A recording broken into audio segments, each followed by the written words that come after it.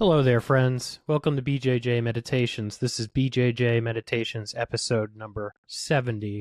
I'm your host, Joe Hannon, Joe from Jersey. Joe who's trying not to be self-conscious because his wife is working from home today and is sitting about, 20 feet to my right, probably listening to this monologue. I'm just going to put that out of my head.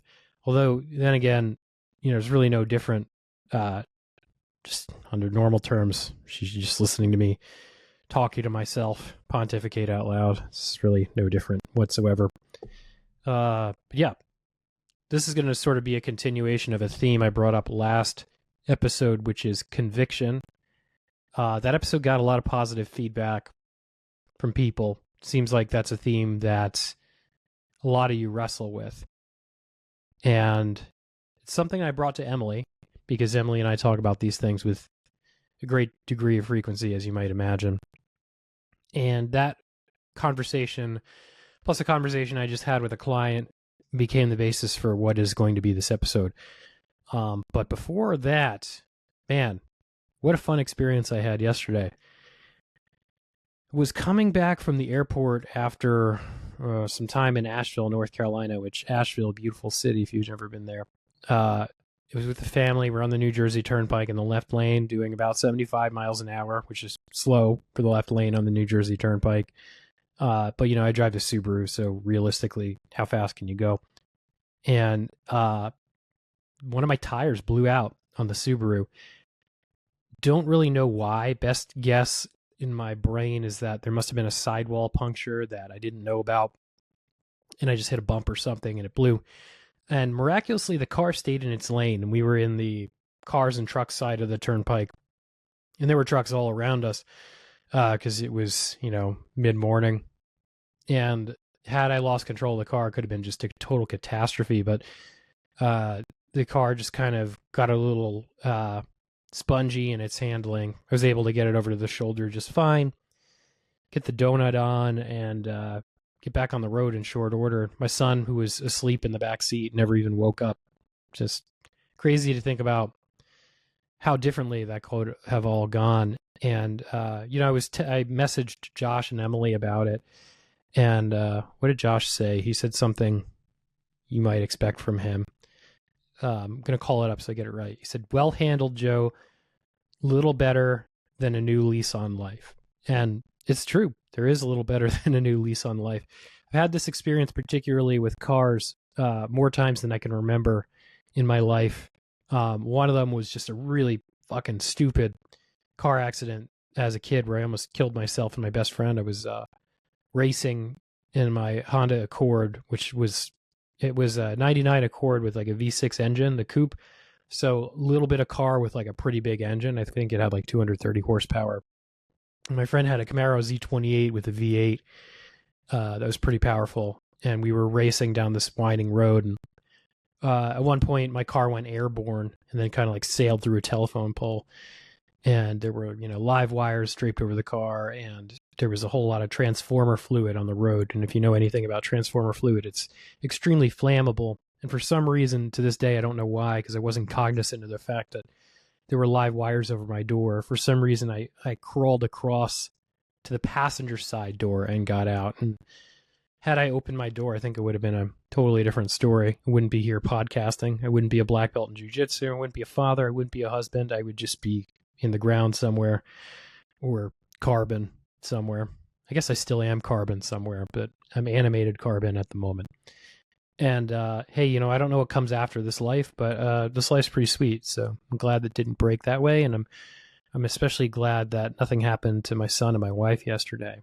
But yeah, other than coming away from that experience with a supreme amount of gratitude, I also came away from it with this feeling of like, yeah, well, whatever else I might do compared to life and death type shit is pretty paltry, right? Like going to fight at Masters or going to fight at the New York Open in August, they just like, okay, whatever, I'll do that.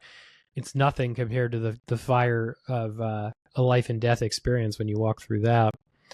So yeah, I said to Josh, damn, I wish Masters were tonight. I feel like about as ready as I'm ever going to be. So somehow I need to bottle that feeling up and keep it with me in the long march to Masters.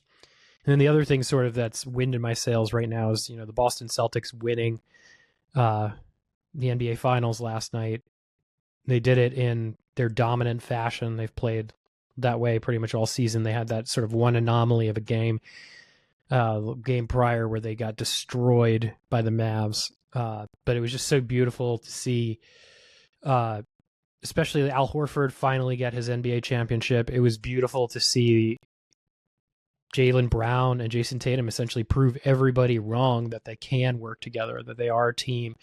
And just following that team closely all season, they are exceptional in the fact that they are a team. Like, they have a lot of star power, but their egos blend together seamlessly and they enhance each other, and they're everything like a beautiful team should be. So that's certainly winded my sails. Watching Jason Tatum hold his son Deuce and be on the verge of tears holding the trophy, that's a feeling that I'm certainly ready to fight for. That's what this is all about in my brain. Yeah, there are all these layers of personal development around it, but really it's about showing my son the way. And I think this entire season, Jason Tatum showed his son the way. So beautiful, nice job, Jason Tatum. Excellent work, Joe Mazzulla. Boston, have yourselves a great time. Just, comport yourselves better than Philly fans and we'll be in good shape. So this conversation with Emily, I had just recorded my episode and we had a conversation later in the day about it. And she looked at me kind of like incredulously when I mentioned the fact that, I don't have this conviction in myself and my ability to win. And she looked at me the way you might look at somebody who is a flat earther. It just struck me as this was just outside of her conceptual scheme. And it is outside of her conceptual scheme because Emily has had to fight for every shred of success and conviction that she has. She came out of a situation where she wasn't supported. So to not support herself with conviction is just unconscionable to her. She couldn't do it and she wouldn't do it. And it's what she was saying to me essentially is like, why would you do the same? Why would you short yourself that way? And we kind of broke down a bit of what that looks like. And the foundational level to it is sort of believing that you are enough, believing that you are a person who is worthy of success and that you're a person whose efforts can translate into that success. And efforts translating into success correlates with training. And that's choosing to believe that your training is enough. And this is sort of where I was getting tripped up in that last episode of like comparing myself to how frequently and how intensely other people train. It's sort of a useless exercise to play that comparison game because the fact of the matter is I have this container of time with which I can use to train. And there are things I can do to negotiate around that to maybe expand it a little bit here and a little bit there. But that container is going to be more or less finite no matter what I do. So if I am truly training qualitatively in the sense that I'm asking myself, what can I do to prepare myself to the utmost within this container of time?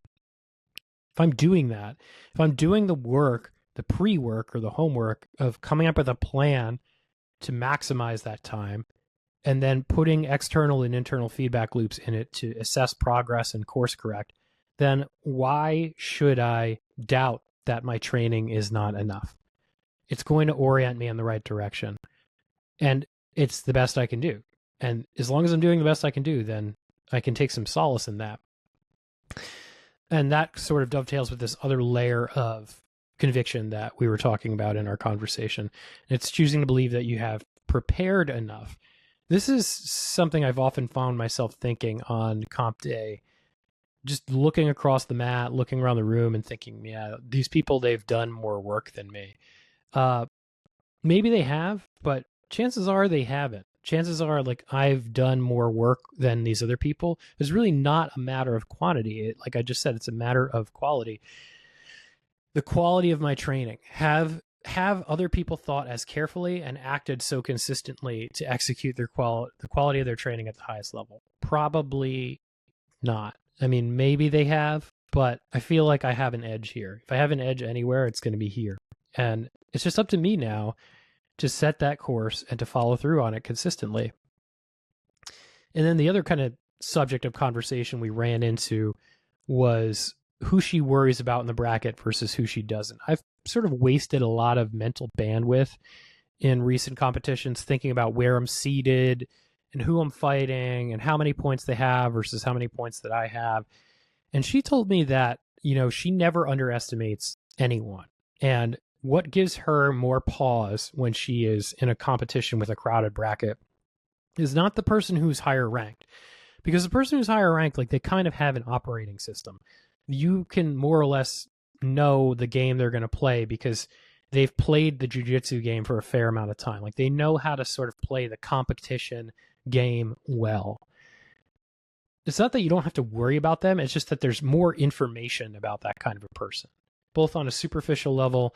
And chances are, if you sort of like dig into that person too, there's probably going to be more footage of them training. Maybe some of their matches are out there, etc. So like, that's okay. What's harder to deal with is the person who has no points or the person who has a few points.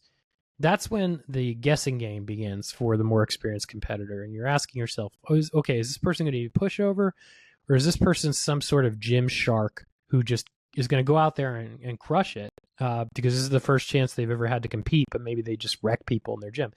Maybe they train with world champions all the time, and they're sort of like the go-to training partner in their gym. And then there's this, what I'm like thinking of right now is the baseball factor. One of the reasons why I love baseball so much is that on any given day, any pitcher anywhere in the league could throw a perfect game. And often when pitchers throw perfect games or no hitters, they sometimes are nobodies. Maybe they're like middling starters, or like maybe, like, I'm thinking of like the Mets pitcher Johan Santana. He was sort of like this workman-like pitcher, and he has the only no-hitter in Mets history. I was at the Star Ledger the night it happened and tore up page one and put it on the cover. And that no-hitter, I don't think anyone ever expected Johan Santana to be the person to make Mets history. And he threw that no-hitter and destroyed his arm, and I don't recall if he ever pitched again. I know he was never the same after that. So like, these things happen. These things happen where circumstances, external and internal, align perfectly. And it's not that miracles can happen, but like perfection can happen. That night, Johan Santana was Johan Santana in his purest and most undiluted form. So he could do that. Any one of us could do that. It's just a matter of setting the table for it to happen. And the conclusion I've sort of come to here, thinking about all this, is that conviction is really something like religion. It is a leap of faith, but it's a leap of faith in yourself. It's a suspension of disbelief. Like, I don't consider myself a religious person. I suppose I do have some forms of faith in my life. But to me, faith does not operate in the same way that empirical evidence and logic operate. For example, I wouldn't expect you to make a rational argument to convince me of a higher power, for example. There's something completely different about logic and rational thinking versus spiritual sensations or religious experiences. It's almost like they're experienced by two different parts of me. And maybe that's a crazy thing to say, or maybe you're nodding your head as you listen to this, but yeah, I'm not one of those people who, like, it would be like trying the equivalent of like making a rational argument for faith. In this case, faith in yourself, conviction in your abilities, would be the equivalent of like trying to paint a house with a wrench. Like, yeah, like maybe you could do it, probably wouldn't look great. It's probably going to take a really long time. You might get it done, but it just seems kind of like suboptimal. But the beauty of that suspension of disbelief, that leap of faith, is sort of the liberation that lies on the other side of it. And I've experienced this once before in my jiu-jitsu. I experienced it as a purple belt And Emily vividly remembers this. I decided to really just go all in on jujitsu, and something unlocked inside of me where all of a sudden I could flow and I could access higher level technique and do things that I'd never been able to do before. And it was simply because I got out of my own way, right? So I felt this feeling of liberation before, and I'm feeling it again right now. It's just a matter of allowing myself to believe I can do it. And I am giving myself that permission. The question in my mind is, now, how do I make this feeling last until the first weekend in August and the end of August? And I suppose that's why I have this podcast. I can keep you informed about that journey. That's all I've got for you this week. Thanks for listening. If you want to support the podcast, book a coaching session with me. Just looking for 1 to 2 more steady clients out there if this piques your interest. I kick off every sort of coaching engagement with an initial consultation call that's free. It's to make sure I can help you with what you want to work on. And I always deliver a training plan as a result of that initial call based on what I learn about you and your goals. That's available to any and all of you. Schedule a session on my website. It's totally free, despite what it says there about the pricing. We'll see if we're a good fit for each other. And if nothing else, you get a training plan out of it that you can either use for yourself or not. You want to do that, you can either do it on the website, like I said, or you can email me at bjjmeditations@gmail.com. Thanks a lot for listening, folks, and we'll talk again next week.